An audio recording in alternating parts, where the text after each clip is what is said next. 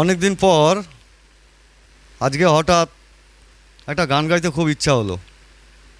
তাই ভাবলাম ঠিক আছে চলো, এখন তো আর সময় খুব একটা পাই না, তাই ভাবলাম এক লাইন গাই, ফেসবুকে দেবো, বন্ধুবান্ধবরা কিছু কমেডিয়ান কমেন্ট করবে, সেগুলো ভাল লাগে দেখতে, এই আর কি, আর কিছু না, বিনোদন।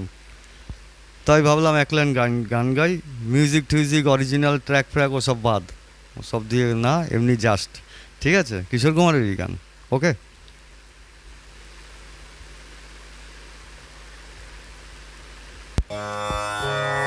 फूलों की रंग से दिल की कलम से तुझको लिखी रोज पाती, कैसे बताओ किस किस तरह से पल पल मुझे तू सताती, तेरे ही सपने लेकर के सोया, तेरे ही यादों में जागा, तेरे ख्यालों में उलझा रहा यूं जैसे कि माला में धागा।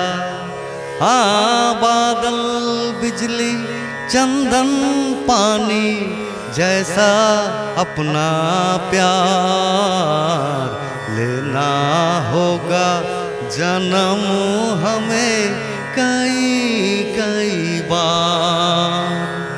हाँ, इतना मधुर इतना मधुर तेरा मेरा प्यार लेना होगा जन्म हमें कई कई बार, कई कई बार, कई कई बार।